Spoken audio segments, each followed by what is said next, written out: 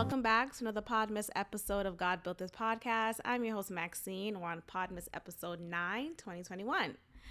Let's talk about Claudette Colvin. Claudette Colvin, and for those who may not be familiar with that name, she was essentially the first Rosa Parks. And I feel like that's even insulting to say because Colvin was the first, right? So like what? But because we know Rosa Parks more, this is the great way that we could best describe Claudette Colvin. So Claudette Colvin was the first Rosa Parks because she was the first one to have not given up her seat on the bus to a white person during the time of segregation, during the time of Jim Crow Joe. And she was 15 at the time. And at this time, when she was not giving up her seat, she was being defiant, quote unquote. She was shouting, and she said these words, "It's my constitutional right."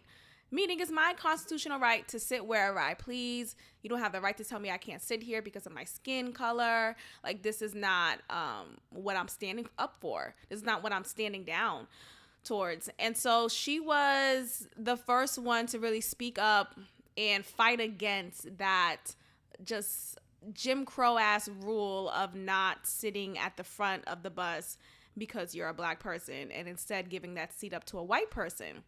Now, you may ask, why didn't Claudette Colvin receive the same amount of fame and accolades and exposure as Rosa Parks did? Well, let's look at the differences. Unfortunately, we live in a world where pretty privilege is a big ass deal. And if you're pretty, you have privilege.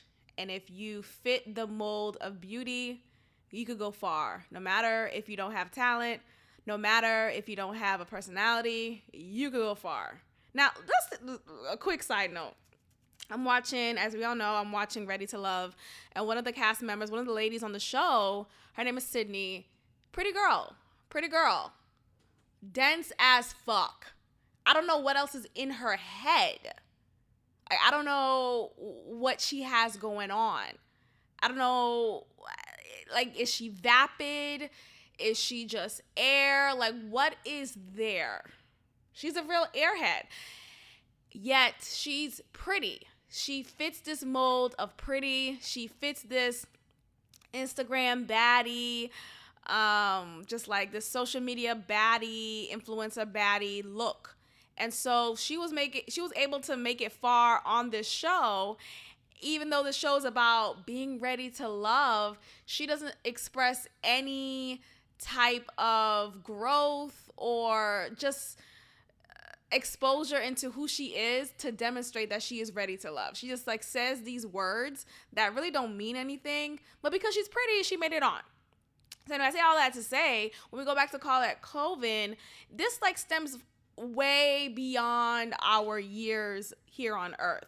Pretty privilege has always been the way to get into the door, the way to get the job. And so Claudette Colvin did not get the same exposure because she was not pretty enough.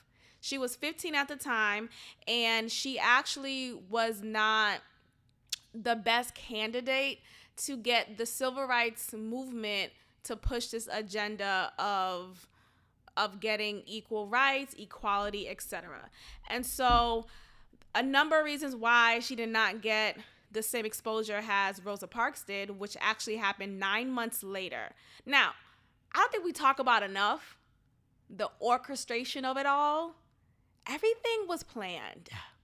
Now, I'm not saying this to say the purpose behind these plans of sitting and standing for your rights, but understand that not everything, I'm sure there are some moments in history when it was very coincidental or just happenstance, but Rosa Parks was planned. Rosa Parks was planned. Now, Claudette Colvin, I don't believe she was planned, which makes sense because she did not fit the mold of this plan to push forward the agenda towards civil rights.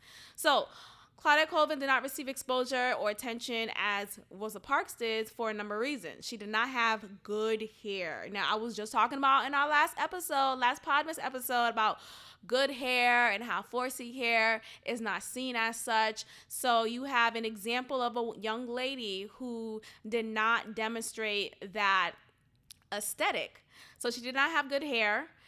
She was not fair skinned. So she was a darker skinned young lady, and she did not fit the mold of pretty girl. So that was a strike against her. She was a teenager, 15, and the big whammy, okay? Here's the biggest reason why she did not get as much exposure and attention as Rosa Parks did. She got pregnant. She got pregnant at the tender age of 15, and so you can't really have this person be used by the civil rights movement to push forward their agenda because she was not good enough. You know, she did not fit their aesthetic enough, and it wouldn't really help their case, unfortunately. And I don't even care about the other part. Like, it's the pregnant teenage part that would make it a bad look. Remember when Sarah Palin was running for office? I forgot which position she was running for, but she was running for office, and she eventually became the VP for McCain or something like that. But she was in the office, and she was definitely getting a lot of exposure in political channels. During her time of exposure, during her time of being known and being popularized, she was exposed for not being a great mother because one of her teenage daughters was pregnant. And although her teenage daughter was in a relationship, she was still pregnant, and she's a teenager. And so it's pew, pew, pew, patooey. It's not seen as, of course, this moralizing thing. It's actually seen as just bad parenting. It's a reflection of the parent. And so how can you vote for a woman, Sarah Palin, who has a teenage daughter who's pregnant? It doesn't look good. So instead, that was the focus. That was the focus of her, rather than what she actually represents, what policies she's trying to push forward, what fight is she fighting, because people are looking at her like, well, you can't control your home. How you gonna control America? You got your teenage daughter out here pregnant. How you gonna control the office? It doesn't make sense. So same thing with Claudette Colvin. Because she got pregnant in her teenage age, it was not a good look. So the leaders in the civil rights movement tried to keep up appearances and make the most appealing protesters the most seen. So she did not fit the bill. Although she was fighting the good fight, although she stood up for civil rights, she was not prim and proper. She did not sit on the seat in the bus prim and proper and said, no, in a quiet voice, no, I'm not giving up my seat. Instead, she yelled. She's like, no, I'm going to be defiant. She actually hit one of the officers as he was trying to pull her off. She fought back, and that looked bad on her as well, which sucks because, damn, I'm fighting because this is against my constitutional right. But you have to understand, during this time, it was legal to be segregated. It was the norm. You purposely had different doors to enter if you were black and if you were white. So she was not following the law at the time. And unfortunately, this was the law to follow. And if you don't follow, although the law is, obviously needed to be changed, it was still the law at the time. So because of that, she was charged. And specifically, she was charged for, let me just read up real quick. Specifically, she was charged for two counts of violating Montgomery's segregation ordinance and one felony count of assaulting a police officer. So we didn't hear Rosa Parks doing all of that, right?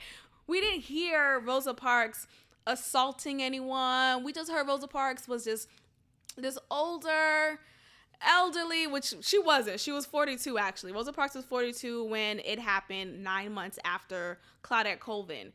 And when Rosa Parks was seated in her seat at the front of the bus, she did not put up a fight as far as physically when it comes to getting up and giving the seat up for a white person. And Rosa Parks looked the part. She was fairer skin. Her hair was well maintained and pulled back. She helped fit the aesthetic that the civil rights movement needed in order to push forward their agenda. And although, yes, I'm grateful for that to have happened. I'm grateful that because of the exposure and the fame that Rosa Parks received, it pushed more civil rights justice and movement to move forward. But it's unfortunate, though, that this already happened 9 months prior, and Claudette Colvin did not get any accolade, any exposure, any fame, any head nod for what she did. People don't even know her name. And so that just sucks because pretty privilege did not fit the bill for her. 66 years later, her record, so to now, because she is still living, 66 years later, her record finally got expunged, and she no longer has this count, these 2 counts of violating Montgomery's segregation ordinance and 1 felony count of assaulting a police officer. She no longer has that because they finally decided 66 years later to expunge that. I mean, what? Too little, too late. How old is she now? Claudette Colvin is in her 80s. Yeah, she's 82. 82. And she was arrested when she was 15. It took her to get to age 82 to finally get this cleared up. At this point, does it matter?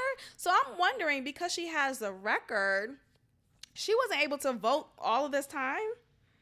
She wasn't able to speak up and let her voice be heard in the ballots because of this, right? If you have a record, you can't vote. If you're an ex-felon, you can't vote. So that's crazy. And now you meaning to tell me at the 82, she finally got this off her record. She could finally vote.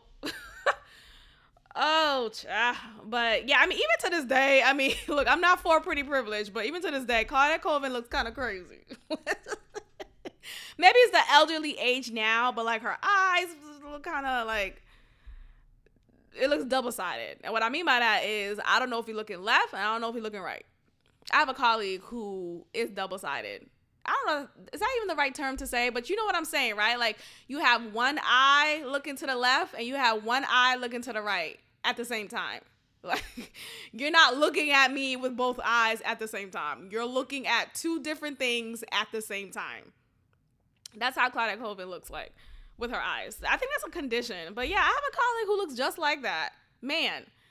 And I never know if he's talking to me. Like, I never know if you're making, like, I don't know which eye to follow. I feel like those who have those eyes, because it's apparently, not common, but people have that. I feel like they should always come forward with a disclaimer. Like, hey, pay attention to my right eye only, right? Like, hey, pay attention to my left eye only. Like, don't worry about my right eye or don't worry about my left eye. It does what it wants. Just pay attention to my left eye. Like, it's just weird. It's just a little interesting. So it always looks like they're kind of crazy. Okay, obviously this is an audio podcast, so I want to paint the picture for you all. Imagine Ruckus from Boondocks. That's the eye I'm talking about. Claudette Colvin had that eye. Okay? Hold on 1 second. Boondocks. Yeah. Ruckus. Yeah, that eye. That one big eye. Now just add on to it, both eyes are looking different ways. Like, let me stop. She's 82.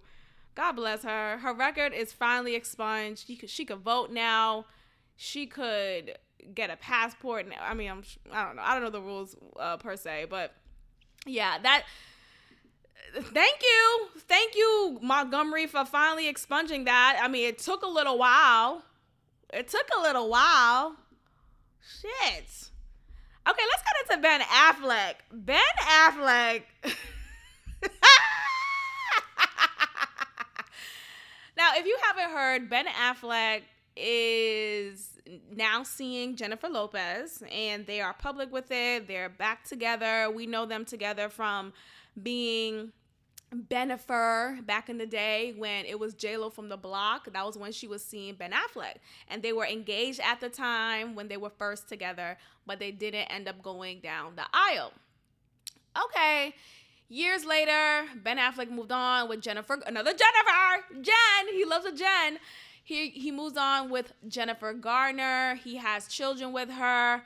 And they're married for a good number of years. And, of course, they have children together. Jennifer Lopez, we know that she has been married, divorced, girl, okay.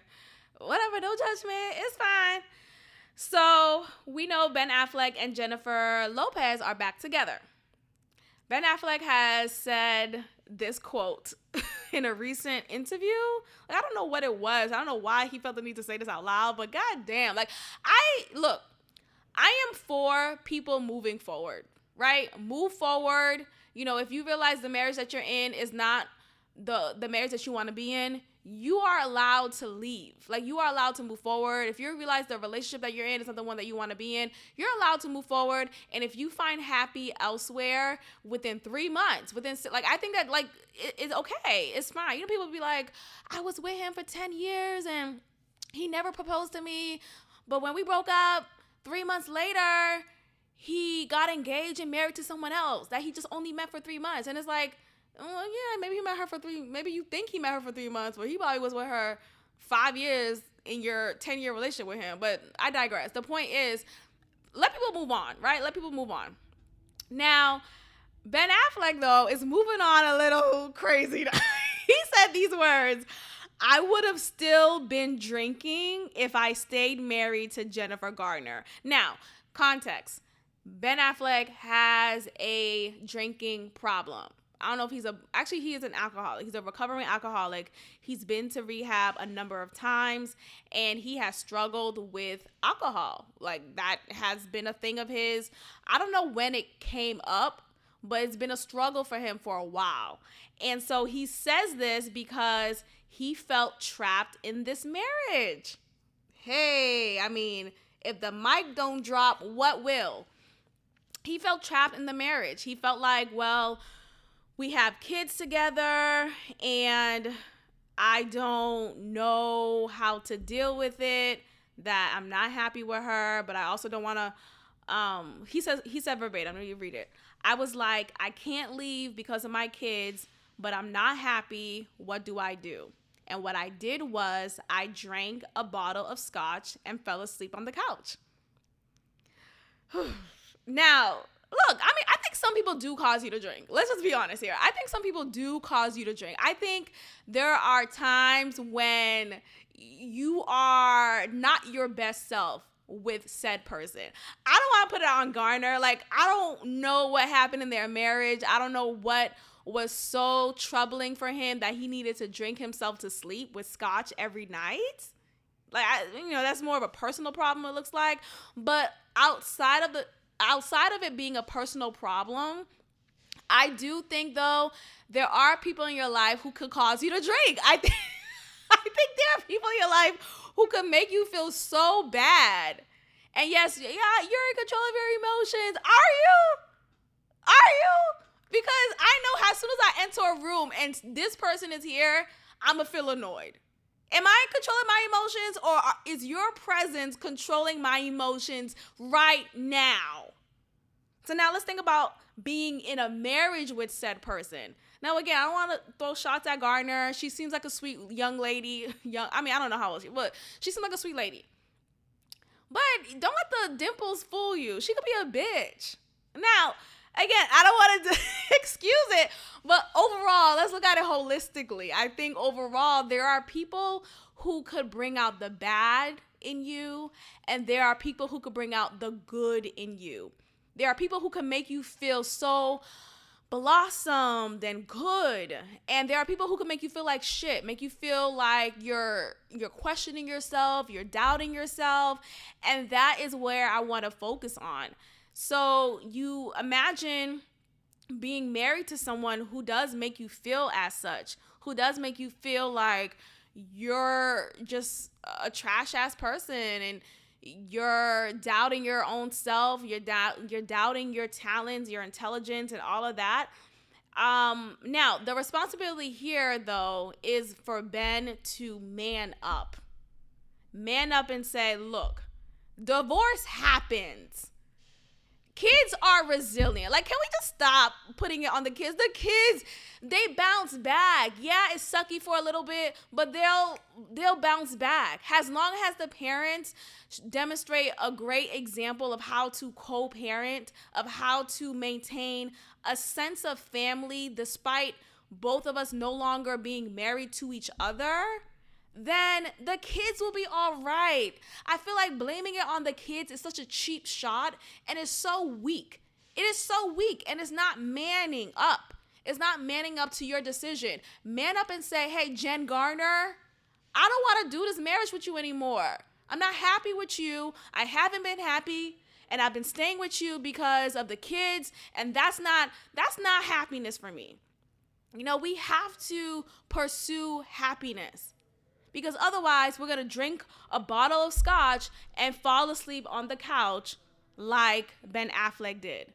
So to make this as an excuse of, oh, because of my kids and I felt trapped, I don't think that's the right way to go. I feel like Ben could have been a better man in that situation. And it's a shitty thing to do. Don't put your alcoholism on your wife or ex-wife because you wasn't man enough to leave your trap marriage. Let's be honest with the word trap. A lot of people don't realize the power in their words. Trap is in your head. That's really what it is. If you feel trapped in a job, in a marriage, in a relationship, it's because you think you're trapped. Are you bound in a room? Is the lock and key removed from your possession? No. Okay, you're fine. Like, you could walk out and go. You're not a tree. You're not stemmed permanently in a place. And even if you were, you could cut off the branches. You could cut off the roots. You could figure it out. So this whole like idea or concept of being trapped, it's mental. If you think you're trapped, you're trapped. So I feel bad. I really feel bad that he put this on Jen Garner, making it seem like, as soon as he left that marriage, he stopped drinking. Nigga, shut up. You just wasn't man enough to fucking leave. Fucking leave. Okay? Ben Affleck, fucking leave. Now let's get into some politic talk. Politic talk. That should be like a soundbite. Kamala Harris decided to make an appearance finally. She got out the basement. Right? Remember we used to say Joe Biden was in the basement? Now it's Kamala Harris. Like, girl, are you trapped? Are you trapped? Is it a mental thing or is it a physical thing? Which one is it? So recently Kamala Harris appeared on the Charlemagne the God show. He has his own show on Comedy Central and it's called The God Honest Truth. Now that's a nice title. And on the show, he had Kamala Harris on via Zoom or whatever platform they use, but it was not in person. It was virtual. So Charlemagne the God began asking her some questions, and one particular question that ruffled her feathers was the question of, so who is the real president of this country? Is it Joe Manchin or Joe Biden, Madame Vice President? And Kamala Harris was pretty pissed about that. He actually asked that question twice. The first time of him asking that, they kind of paused. So by they, I mean Kamala Harris and Simone Sanders, who is still on her team, but she is eventually leaving, apparently. her and a few other top staff aides are leaving the, Kamala Harris's camp. So, but yeah, so Simone Sanders was there, and she was breaking that part of the question off. She was like, oh, we got to wrap up. Actually, we got to wrap up. We really have to wrap up. And then there was a point when she was saying, oh, we can't hear. As soon as he asked that question, we can't hear. Like, first of all, why are you virtual? What's going on? Like, Madame Vice, you could get on, you could fly out. Like, you could figure it out. I feel like this whole virtual thing has made people lazy and say, you know what, I'm not going to fly out. I'm just going to go ahead and give you a Zoom link. Like the time when Kamala Harris was supposed to appear in person on The View, but because allegedly Sunny Hostin and someone else on The View was tested positive for COVID, they decided not to have Harris in person in the studio and had her virtually instead. Like, girl, what? And it turned out to be a lie. It turned out that Sunny Hostin and the other person on The View was not positive for COVID. It was a false positive. And it just ended up being this weird sham. A whole sham. And when I first reported that, like I'm exclusive news. No, but when I shared that on my podcast, I was so upset by it because, as you guys know, I have been watching The View. I have been actively disappointed with it and how things have turned, or I have realized how liberal it has been and has always been. It took for me to finally wake up in a sense and question the agenda that's being pushed, and I realized how much of a push the Democratic agenda was being pushed on The View. And when Meghan McCain left the show, I left. A part of me left because I loved hearing her rhetoric. As annoying as she was at times, many times, don't get me wrong, she was entertaining nonetheless, but she offered another perspective and she challenged the status quo. And that's what I appreciated by her. Everyone else on the show was just sucking each other's clits, talking about Biden this, Biden that, Kamala this, they're perfect and no wrong goes to them. And it's just like, but what? There's a lot of questions to be had. And when Meghan McCain would ask questions, instantly she was met with sighs. She was met with rolling eyes. She was met with a lot of aggression. When in all actuality, she was being set up. Like when you look at it from a different lens, when your eyes are now glossing to what's really happening, you see what's going on. You see what the attack is. So when Meghan McCain left, I left. Fuck that. Fuck that shit. And I've been following Meghan McCain on Twitter, and that bitch is funny. I like her, like, even more. Even more. So, yeah. Anyway, so Charlamagne the God asked this question to Kamala Harris, and she was irate. She was like, no. It's Joe Biden. It's Joe Biden. You know when Kamala Harris gets mad and gets aggressive, like she'll have these pointy fingers, and she suddenly stops giggling because, she be giggling a lot for no reason. And she's making that abundantly clear. No. It's Joe Biden. Come on, Charlamagne. It's Joe Biden. I can't tell sometimes, he says. And Harris cut him off and says, no. It's Joe Biden. It's Joe Biden. And don't start talking like a Republican about asking whether or not he's president. What? Like, why can't we ask questions without being labeled as anti-vaxxer, anti-masker, Republican, conspiracy theorist? People are so lazy. That's what it is. It's laziness. It's lazy to just instantly dismiss what I am asking you. I'm asking you a valid question that deserves clarification, that deserves a solid answer, but instead you're going to label me and say I'm a Republican, I'm a conspiracy theorist, I'm an anti-vaxxer. No, you just don't make sense, and I'm calling it out. So the reason why this question was asked, because apparently Biden's agenda since becoming president when he was campaigning for presidency, his amongst his agenda was a lot of promises, as politicians do. They make promises that they can't keep. And one of Biden's promises was to eradicate student loan debt and really call out the predatory nature of student loaners, and not student loaners, the banks that loan to students. And really making it seem like he's going to go in the office and really help put a stop to student loan repayment and just taking away the slavery that it holds on many students, many post-grads. But since then, the agenda has been stalled. We know that student loan repayments will be coming back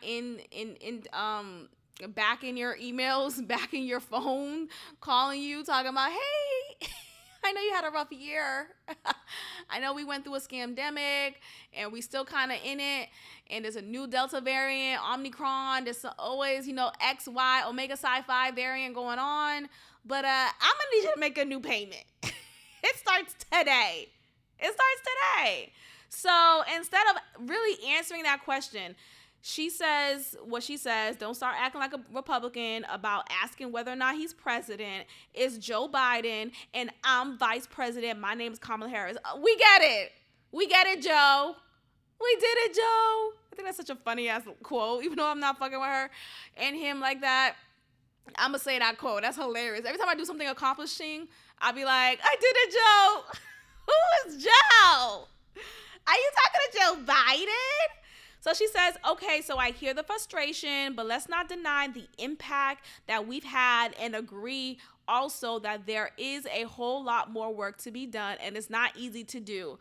But we will not give up and I will not give up, she says. Bullshit. I'm tired of the excuse of things not being easy to be done. It's a lot more work that needs to be done, and we have done good work so far, and we gotta keep fighting the good fight. No. Where is the relief for student loaners? Where is the relief for reparations for African American? Where is the relief? Because a lot of other people got relieved. LGBTQ plus IA community got relieved. Transgenders got relieved. They got these policies, rules, bills set in place for their protection. But for the very bare minimum, everyone here on earth, in this world, in America, is, well, for the most part, I know some people are not in debt with student loans. They paid it off, or they were blessed enough to have a full ride, or was able to pay it off in full while they were in school. But a lot of other people are in debt, including myself. And it's very alarming. It's very alarming. And it also paints the notion of, is it even fucking worth it, right? We live in an economy right now that is really about nepotism. It's really about who you know, how well you network, and you could get up. Shit, go ahead and work for the Sackler family. Be a sales rep. You don't need a bachelor's. You just need to know the right person, suck a few dicks, and be gone, okay? And make some good money while having a lot on your conscience because you made a lot of addicts in Minnesota. Okay? Let's go ahead and end it here. Thank you all for listening, and I will check in with you all tomorrow again.